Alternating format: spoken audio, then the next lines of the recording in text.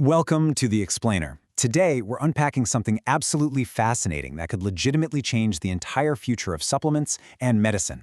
It's called the PhytoIntelligence 3.4 framework. And what this is an incredibly rigorous AI-assisted blueprint designed for one highly ambitious goal: engineering a single, multi-compound 750 milligram capsule. Think of it like the ultimate set of instructions for designing a theoretical super pill. Now, you might be wondering, how on earth do you safely cram 6 incredibly powerful compounds into just one capsule? Well, that is the massive challenge. Imagine the immense danger of polypharmacy, taking multiple highly active drugs or compounds at the exact same time. When you mix 6 of them together, the risk of toxic interactions or complete absorption failure just absolutely skyrockets. So this framework acts as the ultimate hallucination-free rulebook to prevent exactly that. It's a system of incredibly strict logic gates designed to make sure that combining these compounds is not just physically possible, but mathematically safe. Okay, let's dive right into this. Here's our roadmap for the explainer. We're going to break this highly technical methodology down piece by piece.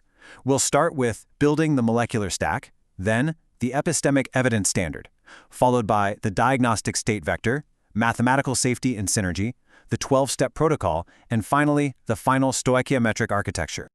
Let's start with step 1, building the molecular stack, which is really the foundation of the whole thing.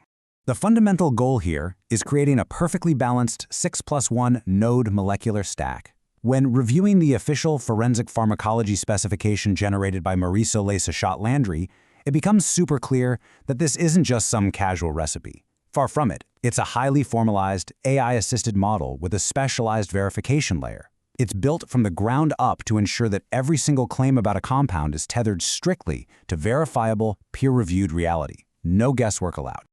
Moving right along to step 2, the epistemic evidence standard, which is governed by the 1 = 1 = 1 axiom. The really crucial point here is how the framework actually weighs evidence. In this confidence to your system, a Tier 1 compound, one backed by a randomized controlled human trial with at least 30 subjects, carries its full weight without any penalty. It retains a perfect 1.0 multiplier for its compound efficacy score. But if a compound falls down to Tier 4, which might just be a computational molecular docking study or a single unreplicated lab test, it has heavily penalized with a 0.25 multiplier. And more importantly, Tier 4 compounds are completely blocked from playing primary roles in the stack. You simply cannot present theoretical data with the same confidence as clinical human trials. It's a brilliant way to filter out the noise. That brings us to step 3, the diagnostic state vector, focusing on the 6 dimensions. Honestly, it helps to think of this process like assembling a highly specialized heist team. Every single member has a specific, non-overlapping job to do. The DSV categorizes candidate compounds across 6 distinct biological dimensions. We have genomic, metabolic, redox, immune, epigenetic, and pharmacokinetic dimensions.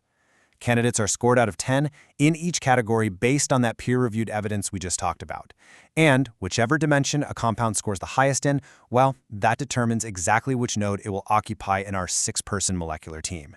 If it's a wildly powerful antioxidant, boom, it becomes node 3. If it modifies gene expression, it takes the lead as node 1. Next up is step 4, mathematical safety and synergy. This is where the strict biological rules meet hard mathematics.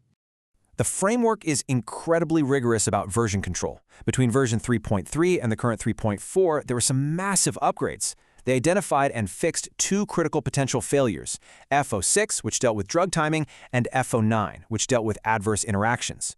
These new mathematical gates are exactly what stops the theoretical pill from becoming either completely useless in the body or worse, highly toxic to a patient.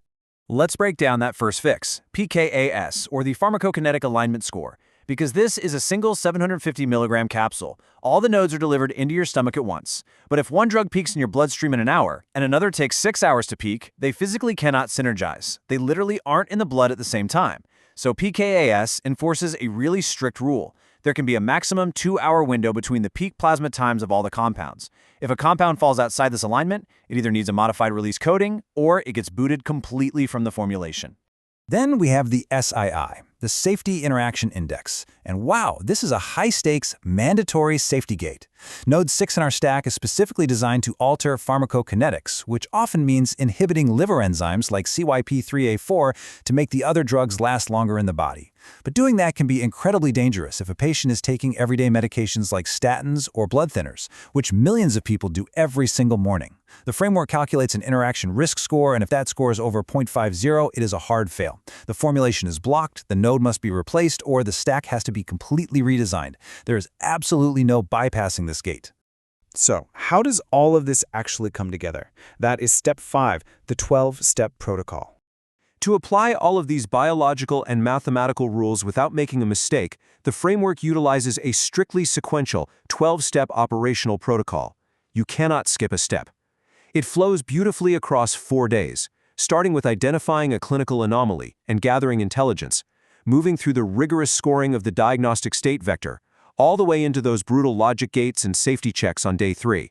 Finally, if a formulation survives all of that, it reaches step 12, generating a hallucination-free latex report that must be archived to Zenodo, where every single claim traces directly back to an independent, verified citation. And finally, step 6, the final stoichiometric architecture. Don't let the jargon intimidate you. Stoichiometric is really just a fancy word for calculating the perfect mathematical proportions of chemicals. The framework somehow manages to perfectly squish all of this immense complexity into exactly 750 milligrams. The algorithm automatically grants the primary driver node, the one that tackles the root genomic cause, the lion's share of the space at around 35%. Meanwhile, the purely kinetic or epigenetic nodes are precision-dosed at much lower masses, leaving just enough room for the necessary inert filler. The math ensures that the most verified, highest efficacy compounds literally take up the most space. Now, hold on a second. Before we get too ahead of ourselves, we really have to talk about the official research hypothesis declaration from the source document. The framework explicitly states that this is an AI-assisted starting point. None of these formulations have actually undergone clinical validation or safety testing yet. It is not medical advice and is absolutely not a ready-to-swallow pill. It demands independent human medical oversight, IRB approval, and strict regulatory compliance. Like the document clearly says, a hypothesis is a hypothesis until independently validated. No more, no less. So we are left with a pretty fascinating horizon to consider.